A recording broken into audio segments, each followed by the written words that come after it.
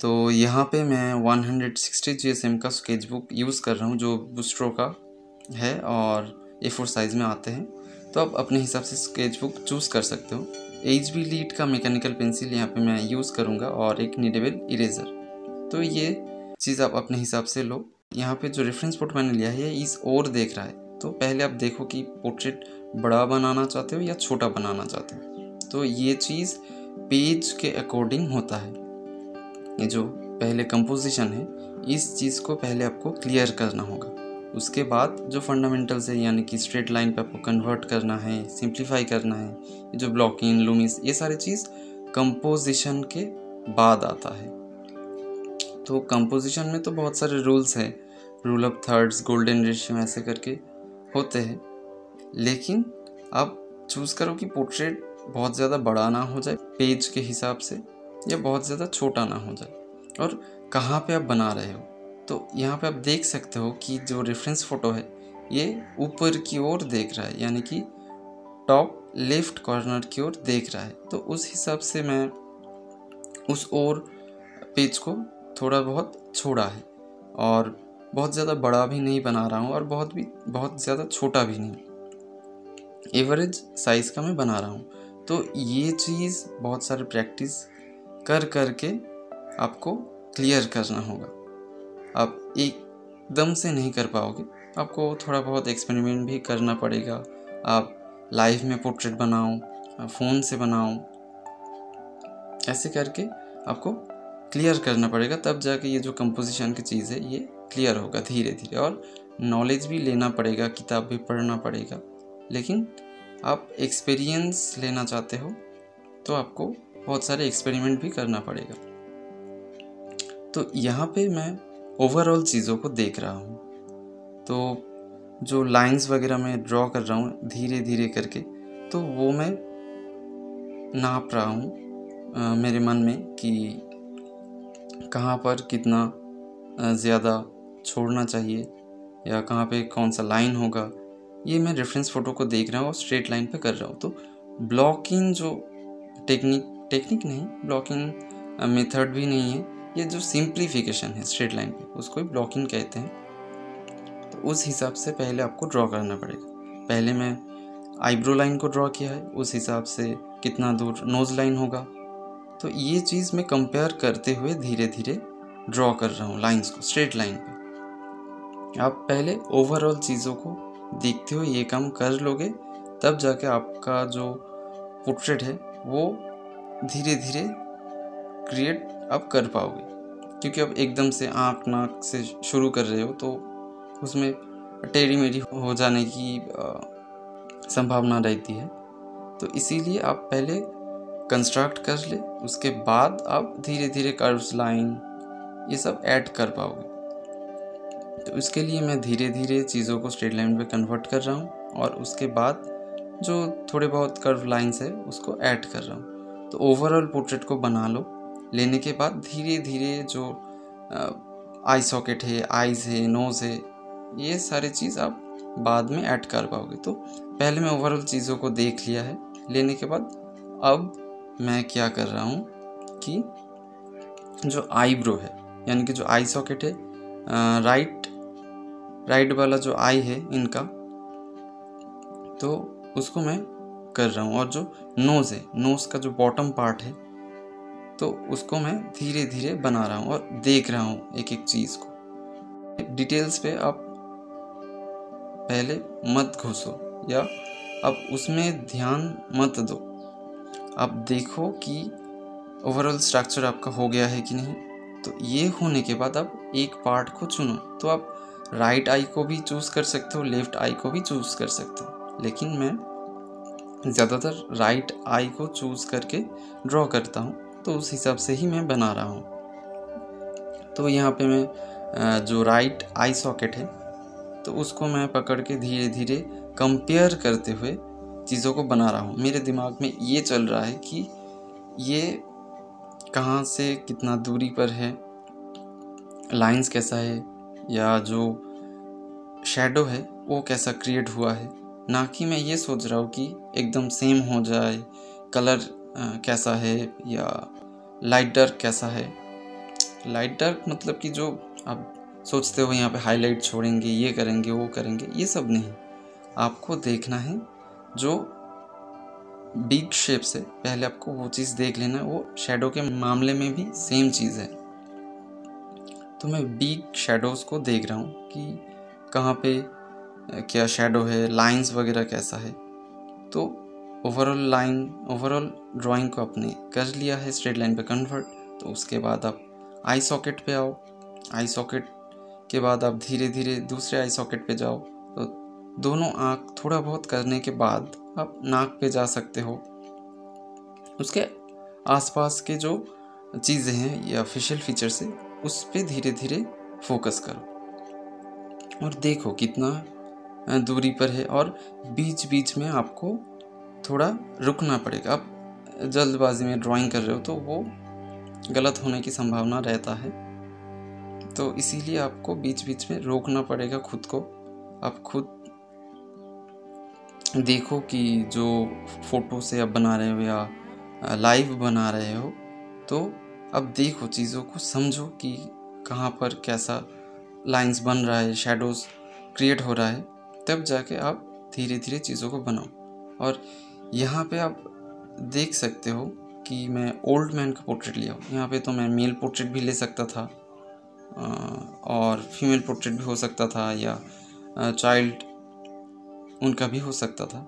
लेकिन एक चीज़ आपको समझना पड़ेगा कि जो ओल्ड मैन की पोर्ट्रेट है, पोर्ट्रेट में ओल्ड मैन की जो पोर्ट्रेट है वो थोड़ा बहुत इजी रहता है और उससे थोड़ा हार्ड होता है मेल पोर्ट्रेट पे, उससे थोड़ा फीमेल पोर्ट्रेट, ऐसे करके जो बेबीज़ है वो थोड़ा बहुत डिफ़िकल्ट होता है। लेकिन प्रिंसिपल सेम होता है। प्रिंसिपल्स के मामले में हर एक चीज़ सेम है, बेसिक सेम है, फंडामेंटल्स, बेसिक कहो, फंडामेंटल्स कहो, प्रिंसिपल्स कहो, ये चीज़ सेम है कि आपको स्ट्रेट लाइन पे कन्वर्ट करना है। देन उसके बाद जो आईब्रो लाइन है, नोज़ लाइन है, लिप्स लाइन, चिन लाइन, ऐसे करके आपको करना पड़ता है। तो उसके बाद आप एक एक फेशियल फीचर्स को पकड़ सकते हो, पकड़ के धीरे धीरे ड्राइंग कर सकते हो। प्रिंसिपल सेम है, आपको ये पता है, लेकिन आप प्रैक्टिस नहीं करते, इसीलिए इम्प्रूव नहीं होता है। प्रैक्टिस भी तो करना है, तब जाके इम्प्रूव होगा। आप देख रहे हो ये जो वीडियोस पोर्ट्रेट्स पे बहुत सारे मैंने अपलोड किए हैं, लेकिन तब भी आपका ड्राइंग स्किल में कोई इम्प्रूव नहीं होगा क्योंकि आप प्रैक्टिस ही नहीं करते। आप प्रैक्टिस करते होंगे तो आपको इम्प्रूव होता। अगर आप कर रहे हो तो बहुत सही है, आप और भी आगे जाओगे। लेकिन आप प्रैक्टिस नहीं कर रहे हो, बैठे बैठे सोचोगे कि हाँ मैं वीडियो तो देख रहा हूँ तो इम्प्रूव हो जाएगा, ऐसा नहीं होता है। रियलिटी में आपको कुछ भी नहीं होगा, आप सिर्फ टाइम वेस्ट कर रहे हो। और जो रील्स वगैरह है आप देखते हो, स्क्रॉल करते जाते हो डेली, और उससे तो आपका टाइम तो वेस्ट होता ही है। लेकिन आप जब वीडियो भी देख रहे हो तो वीडियो देखते देखते और भी दूसरा काम कर रहे हो या हाथ में कुछ चला रहे हो या कुछ कर रहे हो, तो इससे आपको कोई इम्प्रूव नहीं होगा। एक टाइम पे एक चीज़ को करो, तब जाके इम्प्रूव होगा। ये सिर्फ ड्राइंग के फील्ड में नहीं है, हर एक फील्ड में जो चीज़ आप कर रहे हो। अगर आप खाना खा रहे हो तो सिर्फ खाना खाओ, हाथ में फ़ोन मत लो। आप फ़ोन में कुछ देख रहे हो, एजुकेशनल या ट्यूटोरियल वीडियो देख रहे हो, तो सिर्फ उसी चीज़ को देखो, उसी चीज़ को समझने की कोशिश करो। अगर आप ड्राइंग प्रैक्टिस कर रहे हो तो आप सिर्फ ड्राइंग प्रैक्टिस करो। हाँ, आप उसके साथ म्यूज़िक भी प्ले कर सकते हो, सुन सकते हो गाना वगैरह, लेकिन आप सिर्फ ड्राइंग पे फोकस करो कि आप बना क्या रहे हो, कैसे बना रहे हो, कहाँ पर गलतियाँ हो रहा है। ये सारी चीज़ आपको ध्यान में रख के काम करना पड़ेगा, तब जाके इम्प्रूव होगा। आप एक दिन करते हो प्रैक्टिस, 2 दिन, ऐसे करके हफ्ते भर आप प्रैक्टिस किए हो, लेकिन आप सोचते हो अच्छा क्यों नहीं बन रहा है, तो उससे भी थोड़ा टाइम दो। एक हफ्ते में क्या हो जाता है, आप महीने भर काम करो, उसका भी एक चीज़ होता है, उसका भी रूटीन है, उसका भी स्केड्यूल आपको करना पड़ेगा। आप पहले चूज़ करो कि आपका स्टेज कहाँ पर है। आप देखो कि आप जो पोर्ट्रेट बना रहे हो क्यों नहीं बन रहा है, क्योंकि उससे पहले जो स्टेज यानी कि जो पोर्ट्रेट से पहले आपको सीनरी पे भी या लैंडस्केप पे भी काम करना पड़ेगा। उससे पहले एनिमल्स, बर्ड्स या उससे भी सिंपल शेप्स, आप कौन सी स्टेज पे हो ये पहले आपको पता होना चाहिए। उसके बाद धीरे धीरे करके आप चीज़ों को कर पाओगे। अगर आप पेस्टल पे हो, आप देख रहे हो कि हाँ पोर्ट्रेट पे भी आप जा सकते हो, स्टिल लाइफ भी अच्छे से बन रहा है, तब आप वाटर कलर पे भी जा सकते हो, पोर्ट्रेट पे भी जा सकते हो।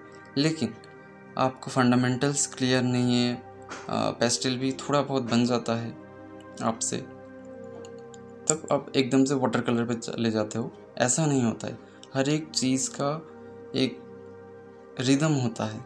तब रिदम ब्रेक करोगे तो वो तो सुनने में भी अच्छा नहीं लगेगा, दिखने में भी तो एकदम नहीं। तो इसीलिए मैं कहता हूँ कि आप स्टेप बाय स्टेप चीज़ों को फॉलो करो। ये जो आप देखते हो जो यूट्यूब वगैरह या सोशल मीडिया पे जो कंटेंट क्रिएट करते हैं, आप दिन भर वही तो चीज़ देखते हो और सोचते हो कि हाँ उन लोगों का हो रहा है, हमारा क्यों नहीं हो रहा है, क्योंकि आप कुछ कर ही नहीं रहे हो। आप करोगे तभी ना आपको कुछ मिलेगा। आप सिर्फ देखते रह जाते हो, लाइक करते हो, शेयर करते हो, हाँ हो गया। ऐसा नहीं चलेगा। आपको प्रैक्टिस करना पड़ेगा समझ के साथ आप क्या कर रहे हो। ये जो पोर्ट्रेट मैंने लिया है, तो आप अगर मेरे चैनल को फॉलो करते हो तो आपको पता चलेगा कि मैं ज़्यादातर ओल्ड मैन की पोर्ट्रेट या जो साधु या बाबा जी का जो पोर्ट्रेट्स में ज़्यादा प्रैक्टिस करता हूँ, क्योंकि ये मुझे अच्छा लगता है। तो आप इस पे भी आओगे, इस पे भी आपको करना पड़ेगा। जो है ना कि सिग्नेचर होता है कि ये आर्टिस्ट का सिग्नेचर ऐसा है। सिग्नेचर मतलब कि आपका स्टाइल, आप किस स्टाइल के चीज़ों को करते हो। तो ये जो स्टाइल वगैरह आप देखते हो कि बहुत सारे आर्टिस्ट यूट्यूब पे बताते हैं कि आपका एक अलग सा पहचान होना चाहिए, आप ऐसे करो वैसे करो। तो ये सब बहुत बात की चीज़ है, ठीक है। आप चूज़ क्या कर रहे हो। आप पोर्ट्रेट एक दिन आप ओल्ड मैन की पोर्ट्रेट कर रहे हो, दूसरे दिन आप फीमेल पोर्ट्रेट कर रहे हो, तीसरे दिन आप कुछ और बना रहे हो। ऐसे करके नहीं होगा। आपको पहले क्लियर करना पड़ेगा आप कौन से स्टेज पे हो, उस हिसाब से आपको प्लानिंग करना पड़ेगा, टाइम देना पड़ेगा। मतलब कि आप 1-1.5 महीने सिर्फ उसी सब्जेक्ट को प्रैक्टिस करते रहो। प्रैक्टिस करते करते बीच बीच में आप स्टिल लाइफ ले सकते हो। स्टिल लाइफ में बहुत ज़्यादा इम्प्रूव होता है। आप पेस्टल पे कर रहे हो, ठीक है, पेस्टल पे बना रहे हो, सब ठीक है। आप लाइन भी अच्छे खासे बना लेते हो, लाइंस स्ट्रॉन्ग हैं, आप स्टिल लाइफ भी कर पा रहे हो, तब आपको वाटर कलर पे ले जाना पड़ेगा। आप वाटर कलर पे जाओ। वाटर कलर पे बहुत ज़्यादा इम्प्रूवमेंट मिलता है, क्योंकि वहाँ पे आपको लिमिटेड टाइम के अंदर काम करना पड़ता है। आपको सोचने के लिए बहुत ज़्यादा टाइम नहीं मिलता, और आपको देखना भी पड़ता है कि सही से बन रहा है कि नहीं। आपको वाटर को हैंडल करना होता है, कलर मिक्सिंग है, बहुत सारी चीज़ें। तो वहाँ पे बहुत चीज़ इम्प्रूव होता है। और स्टिल लाइफ मतलब कि अब लाइव बनाओ, वहाँ पे फ़ोन से मत बनाओ। तो स्टिल लाइफ, ये सारी चीज़ प्रैक्टिस जब आप करोगे तब जाके ये पोर्ट्रेट भी इम्प्रूव होगा।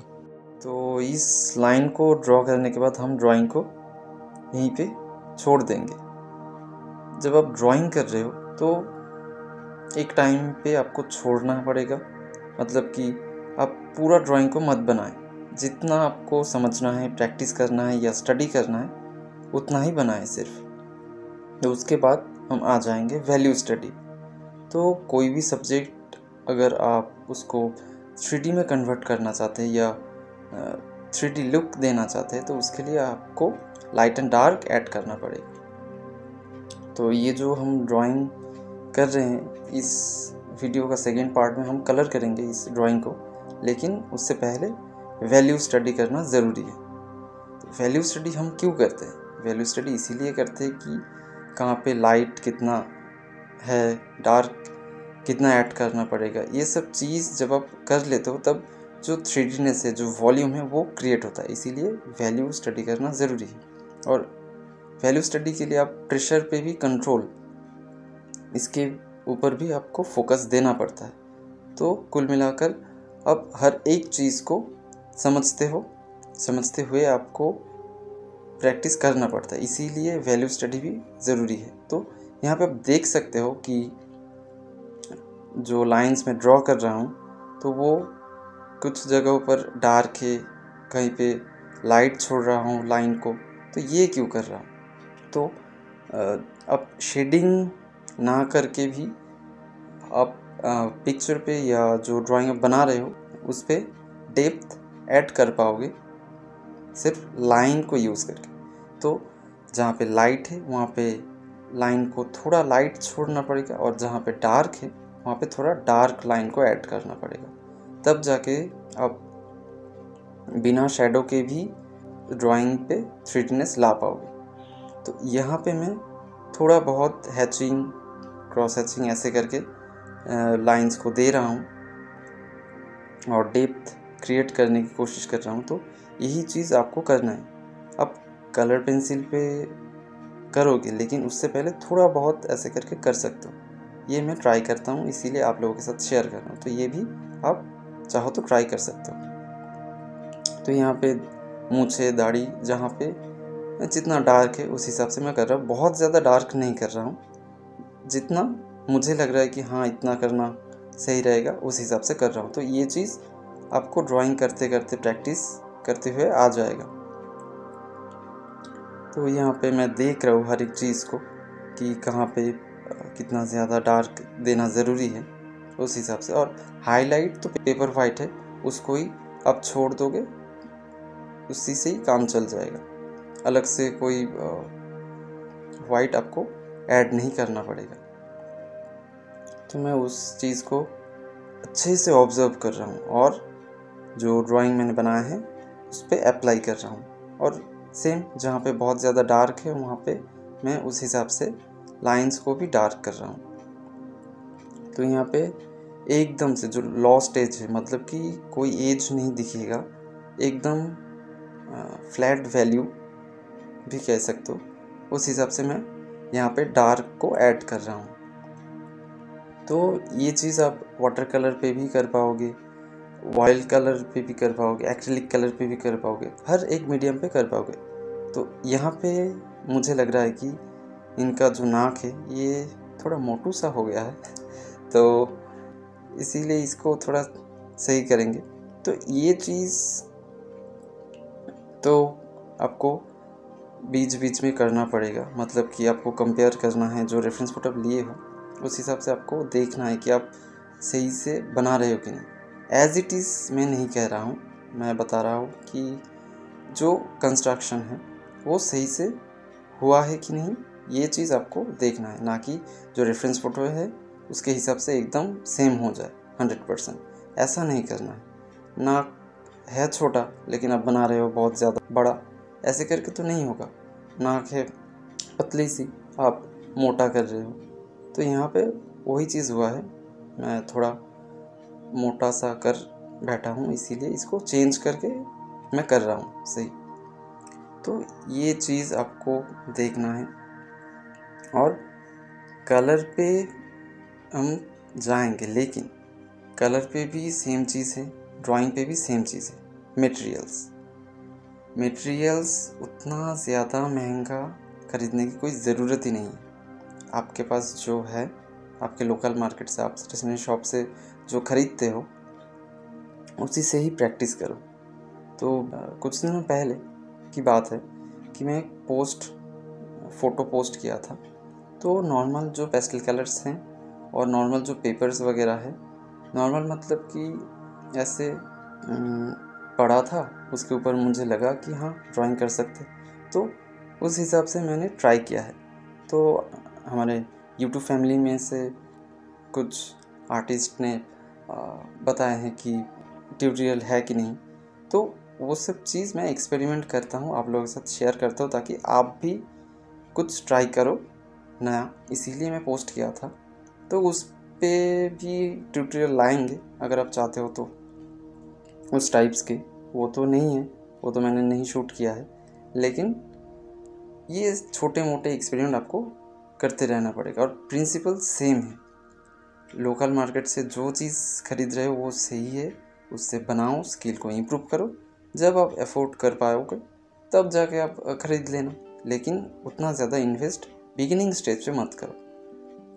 ये गलती मैंने कर चुका है, इसीलिए आप लोगों को मैं समझाने की कोशिश कर रहा हूँ, ताकि पहले पहले इतना खर्चा करने की कोई ज़रूरत ही नहीं है।